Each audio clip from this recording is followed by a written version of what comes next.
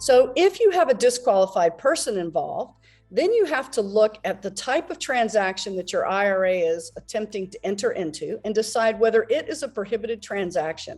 So what are the rules? What are those prohibited transactions? And again, these are all found under code section, Internal Revenue Code section 4975. And you can feel free to Google that, IRC 4975, and you can read it if you need to put yourself to sleep at night. It's pretty boring, but it sets out the rules. So these are the prohibited transaction rules. They impose on a fiduciary a duty of undivided loyalty to the plans for which they act. You are a fiduciary for your own plan.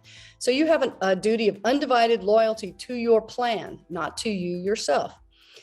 You must be loyal to your plan.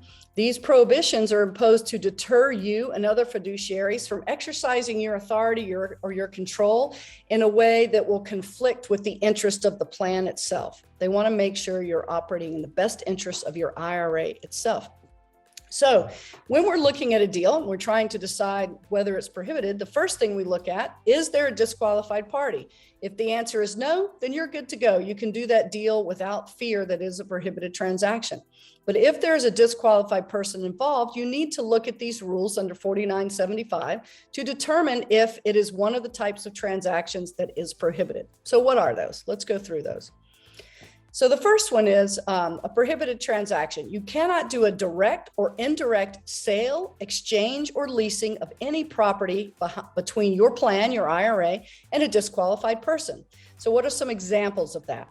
You cannot sell something to your IRA. That's a prohibited transaction if there's a disqualified person involved. If you buy something from your IRA, prohibited transaction. If your IRA buys something from a company you own, that's a prohibited transaction.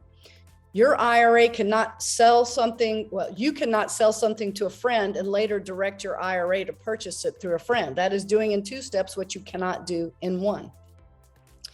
You cannot lease a condo owned by your IRA to your parents. Your parents are disqualified parties. So that prohibition about leasing between your IRA and a disqualified party would cover that scenario. All right, situation number 2.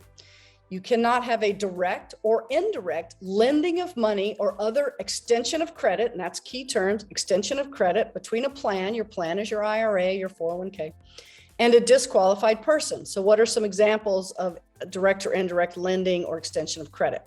Your IRA loans money to your daughter, and prohibited transaction because your daughter is a disqualified person. You provide a letter of credit so your IRA can enter into a contract with a developer. That is a prohibited transaction. You cannot get an extension of credit for your IRA.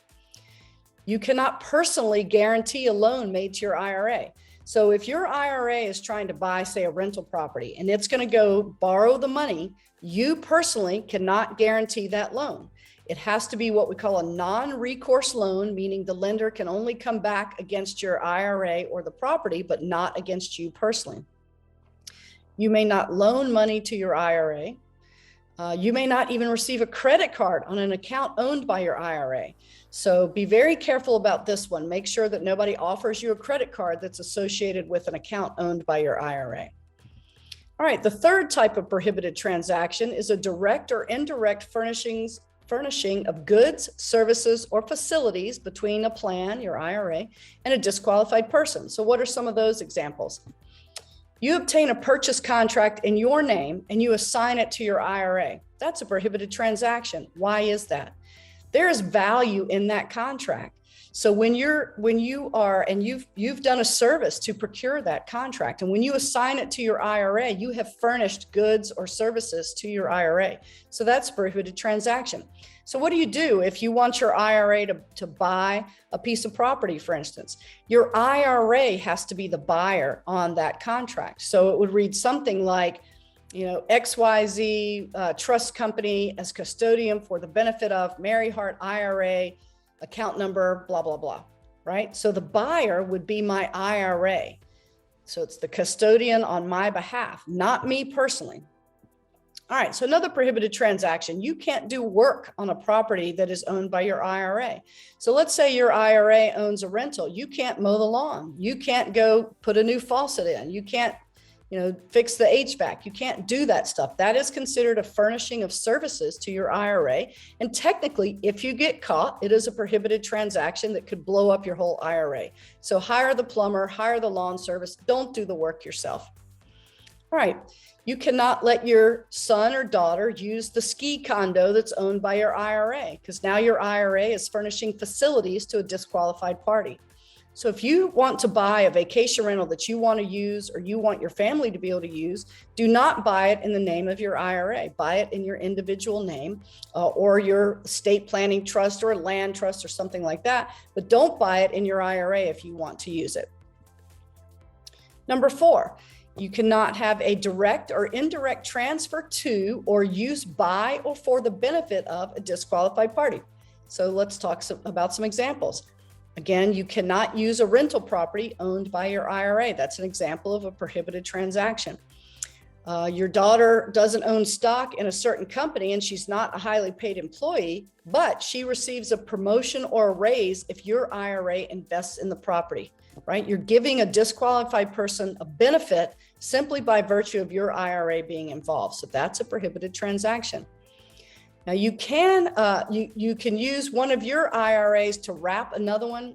There's a way, I think, to do this, maybe, I'm not sure. But if you wrap one of your other IRAs and the interest rate is higher in one IRA than another, you're using one of your IRAs to benefit the other, both of those IRAs are disqualified parties vis-a-vis each other. So you can't do that. You have to be extremely careful when you're doing transactions with multiple IRA accounts. Okay. Number 5, a prohibited transaction is a direct or indirect act by a disqualified party who is a fiduciary, that would be you, for instance, whereby he deals with the income or assets of a plan in his or her own best interest or for his or her own account. So you basically can't use your IRA for your own personal benefit. So let's talk about some examples of that. Again, you cannot use a property purchased through your IRA as an office, a personal residence, a vacation home, things like that. If you use your IRA to try to meet stock brokerage account minimums for you personally, let's say a stockbroker has $250,000 minimum, you only have $100,000 personally, but you want to put $150,000 of your IRA with that stockbroker so you can qualify for his or her services. That is using your IRA to benefit you personally. I know that sounds silly, but technically that is a prohibited transaction. Number 6, a prohibited transaction is a direct or indirect receipt of any consideration, any payment for your own personal account by any disqualified party who's a fiduciary from any party dealing with the plan, this is a long word, in connection with a transaction involving the income or assets of the plan. Let's talk about that in a little simpler language with examples. You can't receive a referral fee from a third party that purchases a property from your IRA, right? You're receiving consideration, compensation, on account of your IRA, and that is not allowed. If your IRA purchases a tract of land from a third party and later you personally purchase another tract of land from the same party for less than fair market value, they gave you a deal because your IRA purchased first, that is a prohibited transaction. See how these things are a little squirrely? You kind of have to pay attention.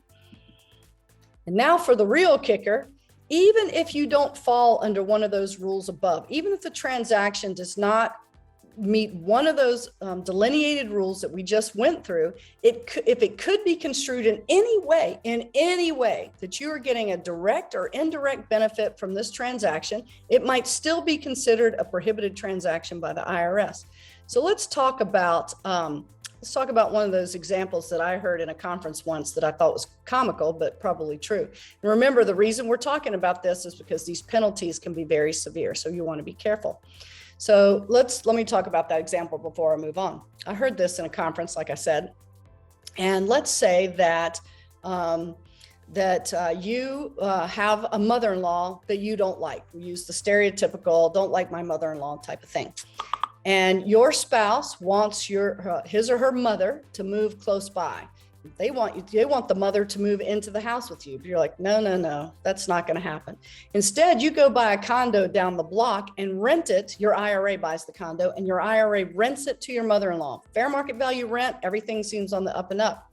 But that is technically giving you a personal benefit because now your mother-in-law is not living in your house.